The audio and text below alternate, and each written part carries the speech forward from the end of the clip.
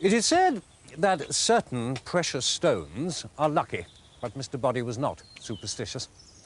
Rubies were precious because they were valuable. That was all. There was a fortune to be made by anyone who invented a way of manufacturing artificial rubies.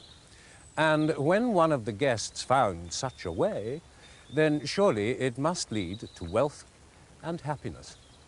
Good friends would share in the fortune, and neighbors rejoice in the success of their friends. Maybe.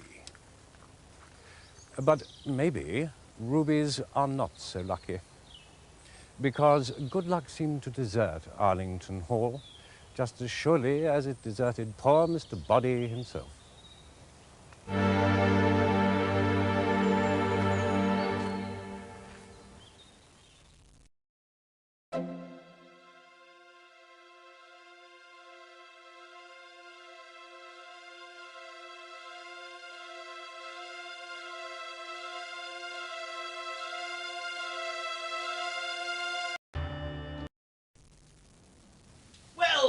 Well, what have we here? The old Chateau Lafitte.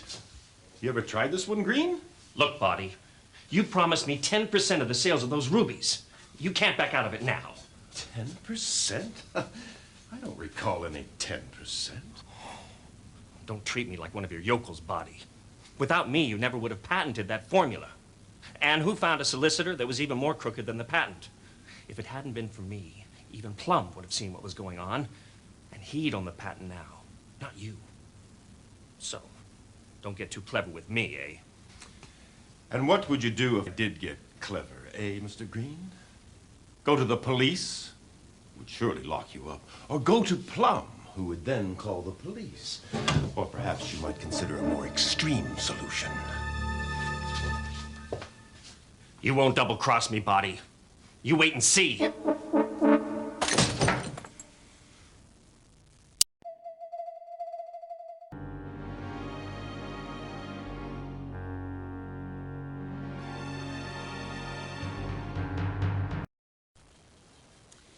Come on, Professor. It's no use standing there feeling sorry for yourself.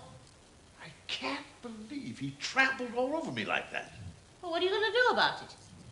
But you know, that man still had the letter with the details of my formula. He had the nerve to wave it in front of my face. Well, why don't you get it back?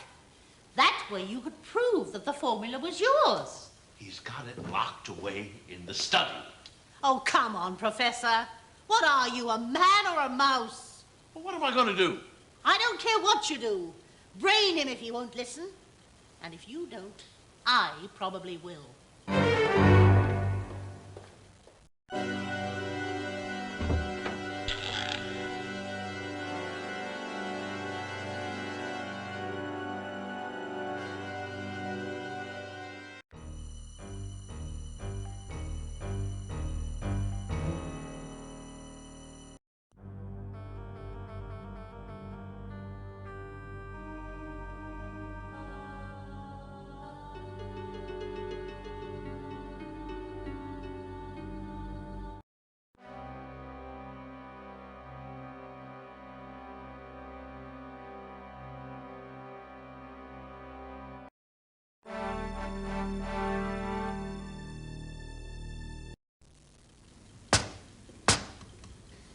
If you intend to go ahead with this, you will destroy my family's jewelry business. As a gentleman, you owe it to me. Oh, don't beg. It doesn't suit you. Ah, I knew I had Plum's rubies somewhere. Rather good, aren't they? You rat, Body. You told me the professor's formula was worthless, and all the time you've been working on it for yourself. If you don't give me these 2 weeks, you'll destroy us. And I'm not about to let that happen, I can assure you. Bravely said. That's the spirit I like to hear. Will you hold back? No. If I were a man, I would kill you now.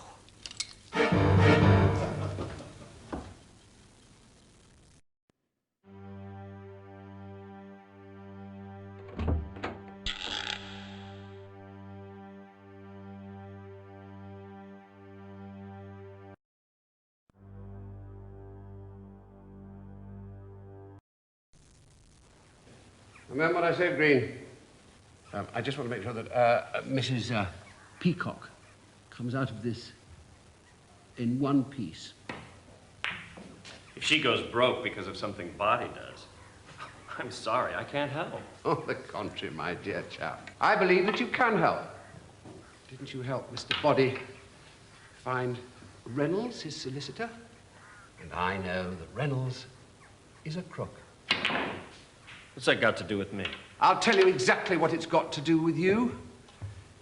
You are mixed up with Body in this patent business, aren't you? Are you threatening me, Colonel? No, my dear chap. I just wanted to make absolutely certain that we understood each other. It is rather complex, isn't it?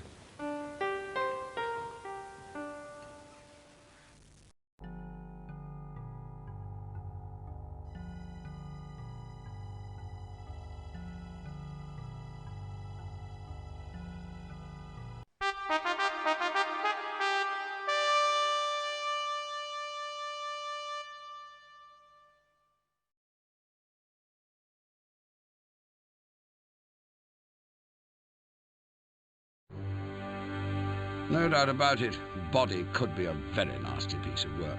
And what he'd done to poor old Plum, stealing his formula and whatnot, was bad enough, but when he turned his attention to Mrs. Peacock, then I decided enough was enough. He was quite prepared to ruin her business, you know. Has she told you about that? His behavior was quite enough to drive anybody over the edge.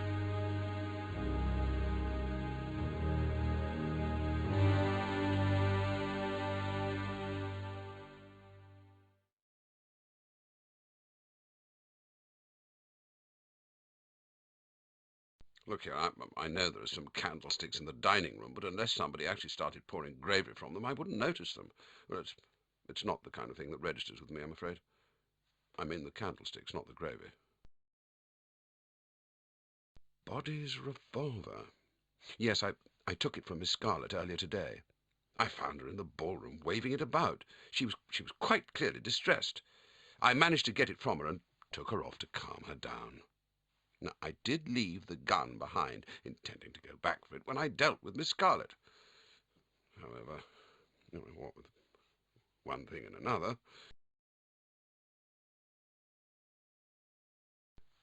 well, yes, I did have contact with the lead pipe, yes. You see, I had this ridiculous idea of frightening Body with it, but fortunately for me, he was with somebody at the time, and I never got a chance to use it. I got it from the hall cupboard. I saw it there earlier. In the end, I never did anything with it. I stuffed it in the cupboard in the billiard room. It's all rather embarrassing, really, but there you are. Rope! What on earth would I want with a rope? Well, I've no idea if Body keeps rope in the house. Well, I've certainly not seen any. What an extraordinary idea. No, I haven't seen one at all. Sorry. You simply don't understand, my dear. Oh, yes, I do. I see you all moping around, wrapped up in your own problems. And not one single one of you ever thinks what's going to happen to me. Well, I helped Professor Plum with the formula, and he said that he would buy me a cottage so that I could get away from Mr. Body. always hated that man. And now it looks as though I'm going to be with him for good. Unless I can prove that Professor Plum invented the formula for the rubies, which I can. Because I know where Mr. Body put the rubies when Professor Plum gave them to him. He used to call them his prototypes.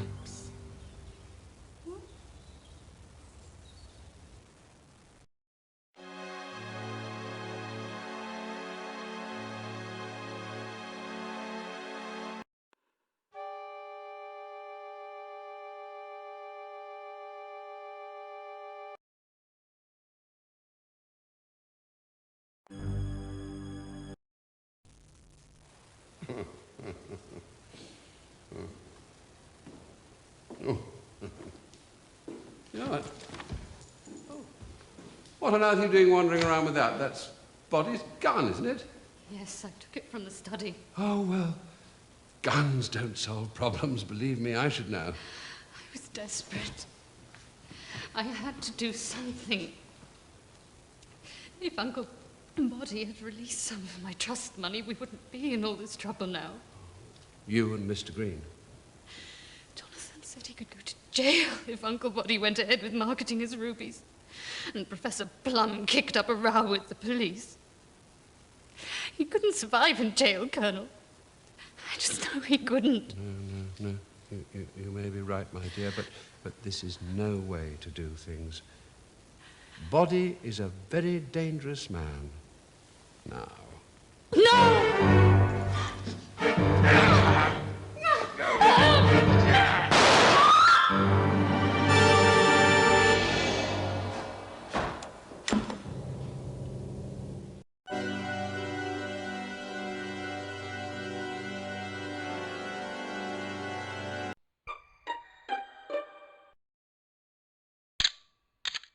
Knife in drawer, fingerprints Professor Plum, Mrs. Peacock, and Mr. Body.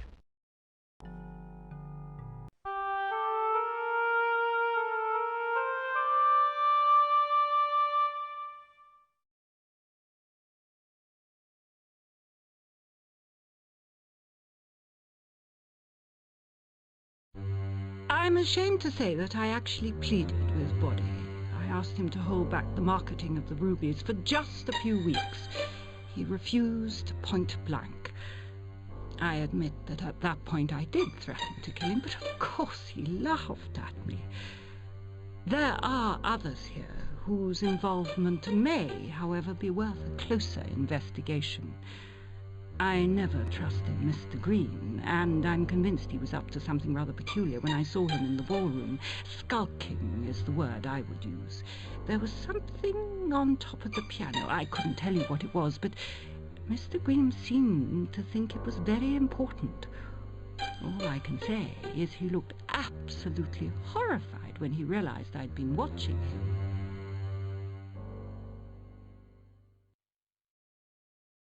Yes, I saw it. Body had what you describe as the wrench. He was trying to free the lock on the cupboard in the library with it. I was with him at the time, and I did handle it briefly. Oh, I don't know what happened to it after that. No, I have not seen a rope. Had I seen one, no doubt I would have been tempted to use it. One or two candidates immediately spring to mind. Yes, I did see that knife. I saw it in the study first, but I actually found it in the lounge sometime later. It was a spur-of-the-moment thing. I took it into the library and forced open the cupboard to see if I could find Professor Plum's prototype rubies. I was lucky. The rubies were still there. So I took them with me. Oh, I hid the knife in the ballroom. I'm sorry, I can't help you. I haven't seen anything resembling a lead pipe in this house. Of course I knew that Body kept a gun. Most of us knew that. But I certainly didn't see it on this occasion. Well, Body was not the type to flourish it under your nose. He was very careful with it. It was always under lock and key. Body once showed me the candlesticks in the dining room. He was rather proud of them. I'm afraid they made little impact on me. No, I can't remember seeing them on this occasion. I'm sorry.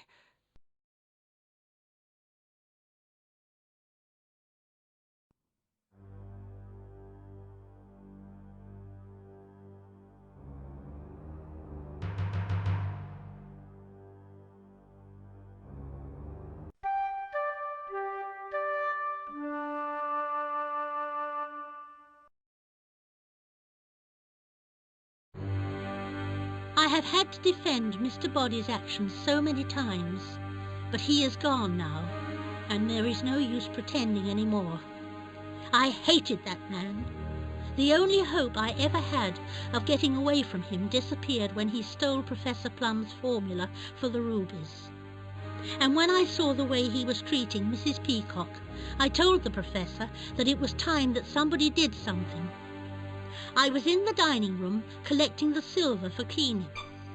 The professor just seemed to be feeling sorry for himself. I did suggest one or two things that he could do, but I hope I didn't give him the wrong impression.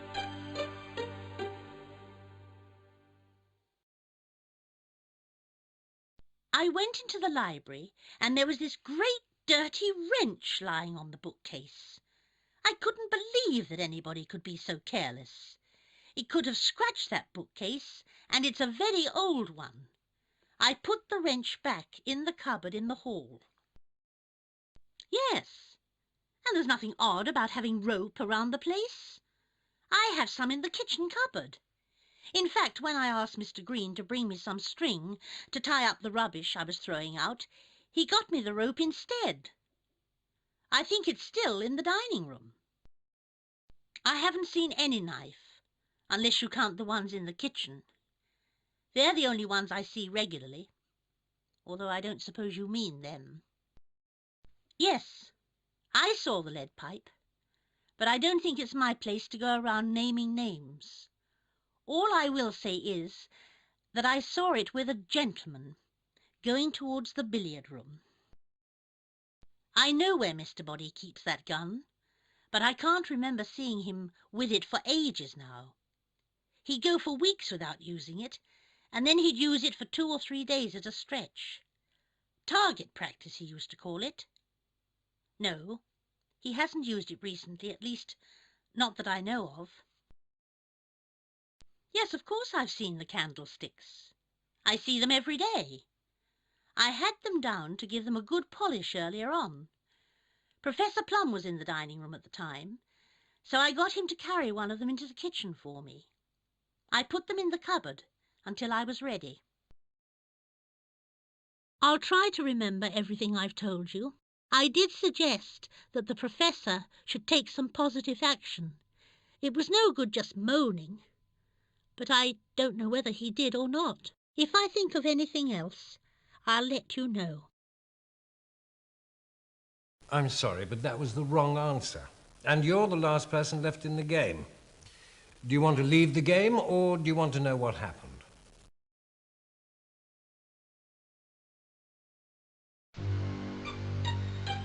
Mr. Green was a fool to trust Mr. Body, and he knew it. When Mr. Body stole Professor Plum's idea for making synthetic rubies, Mr. Green found a crooked solicitor to secure the patent in Mr. Body's name. Mr. Body agreed to give him 10% of the profits, but now he was claiming that he knew nothing about this part of the bargain. Mr. Green needed the money to marry Miss Scarlet. He knew how she'd react if she found out that he was going to end up with nothing. Worse than that, if Professor Plum could prove that his ideas had been stolen, then Mr. Green would go to jail. But if Mr. Body were to meet with an accident, then Professor Plum could keep his formula and Miss Scarlet would inherit her uncle's money. More than enough for the wedding. Mr. Green had acquired a weapon earlier in the day. He'd found the gun where Colonel Mustard left it, on the piano in the ballroom. He wasn't sure about using it, but he put it in his pocket and was about to go when he realized that Mrs. Peacock had been watching him. His opportunity came after dinner. He decided to go looking for Mr. Body, and he found him in the dining room, still toying with the cheese, a glass of good port in his hand. Mr. Green didn't hesitate. One shot was enough. He hurried out of the room without noticing the blood on Mr. Body's chair. He disposed of the gun by hiding it in the library, getting away as fast as he could. But he never thought about wiping it clean of incriminating fingerprints.